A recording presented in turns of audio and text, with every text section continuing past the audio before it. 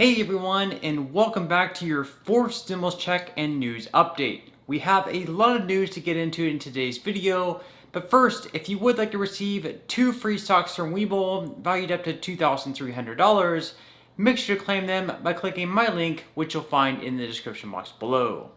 Okay, so jumping right into the update for today, over the last year, Americans have received around $2,000 in relief payments. These come from the bill President Trump signed into law in December of 2020, in addition to the American Rescue Plan that President Biden signed into law this year.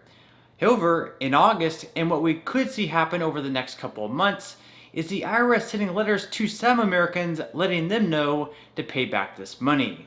One woman in Massachusetts, we'll call her Natalie, says she received a letter from the IRS demanding she pay back the $600 in relief payments that she claimed on her 2020 tax return, plus $3.12 in interest. After receiving the first relief payment of $1,200, she moved to Massachusetts, which means the second payment of $600 got sent to her old address. Since she never received the money, she had to claim the $600 payment on her tax returns. So apparently, in her case at least, the IRS must believe she actually received the check in the mail and had already cashed it. That, or perhaps, someone received her check and cashed it illegally. Since receiving this letter, Natalie has tried contacting the IRS on numerous occasions, but unfortunately, as many of us have found, it's not always the easiest to get in touch with one of their representatives. So she never got an answer, and since then, an IRS spokesperson said that anyone in a similar situation should fill out Form 3911 in order to request a payment trace. So with that said, let me know in the comment section below if anyone else is receiving a similar letter and how you deal with the situation.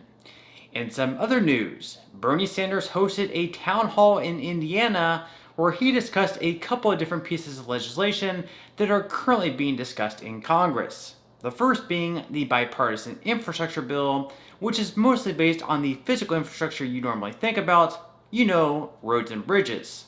Now, the first piece of legislation, I was not deeply involved in it, others were, but the first piece of legislation, which has already passed the Senate, is a bipartisan infrastructure bill that will invest $550 billion in new money to rebuild our crumbling infrastructure.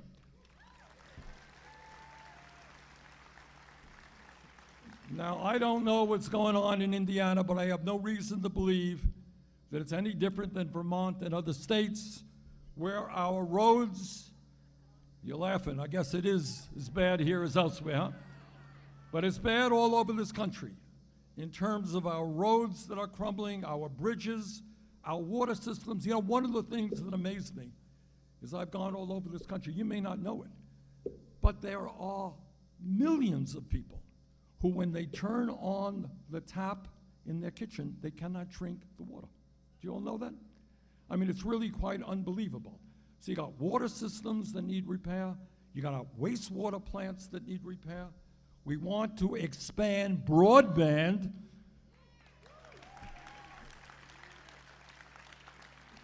A few miles outside of the state capital in Vermont, Montpelier, Vermont, hard to make an internet connection.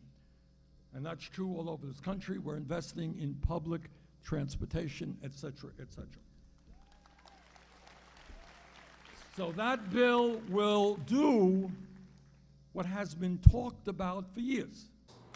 So Senator Sanders said in this bill, if eventually passed, will do what has been talked about for years. Then of course we have the other much larger reconciliation bill, which is just about as far from bipartisan as we can get. Mostly every, if not all Democrats are on board with the plan, with not a single Republican being for it.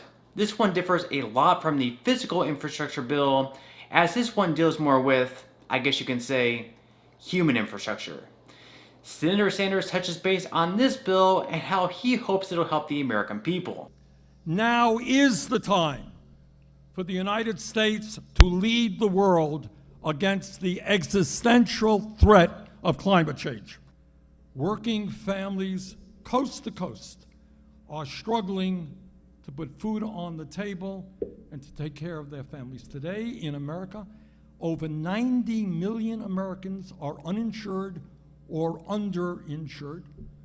We lose some 60,000 people a year who don't get to the doctor when they should because they can't afford health care and because we pay the highest prices in the world for prescription drugs.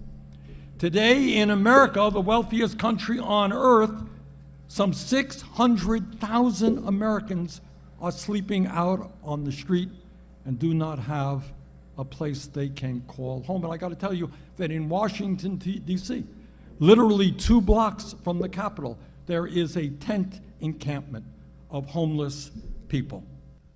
Working parents throughout the country are receiving a monthly check of $300.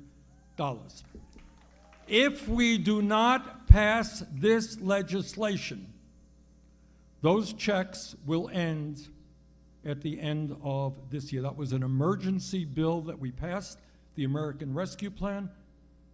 What we are trying to do and will do in this bill is extend those payments for working parents so they can continue to raise their kids with dignity. So what this legislation will do is move toward making sure that no family in America pays more than 7% of their income for child care. And for lower income families, child care will be free. We are going to make pre-K education, kids 3 and 4 years old, universal and free. We are not there yet in this legislation, but it will guarantee 3 weeks of paid family and medical leave. What's in this legislation is 2 years of free tuition at community colleges all across this country. Under this legislation that we're talking about, we are going to make the largest investment in low income and affordable housing in the history of the United States. We are going to make a massive investment in home health care. We're going to make it easier for older people and people with disabilities who want to stay in their own homes, get the help they need in their homes rather than force them into nursing homes. And further, this bill will make the most significant improvements in Medicare that we have seen in over 50 years. But as President Biden made absolutely clear, under this legislation, no family in America making less than $400,000 a year will pay a nickel more in federal taxes. So Sanders is obviously a huge fan of both pieces of legislation. With that said, even though the Senate has already passed the bipartisan infrastructure bill, it's unlikely they'll be holding a vote in the House on that bill until they first vote on the reconciliation bill. Right now, even though centrist Democrats are hoping to get the bipartisan bill signed into law as quickly as possible, the more progressive Democrats are looking to hold it hostage until they first pass the much larger reconciliation bill.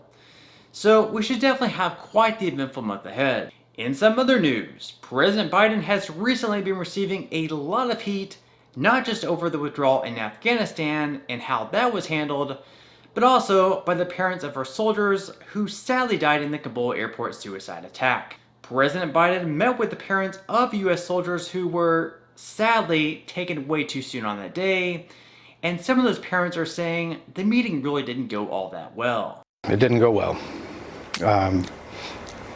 He talked a bit more about his own son than he did my son, and that didn't sit well with me. In reference to the checking of his watch, that didn't happen just once.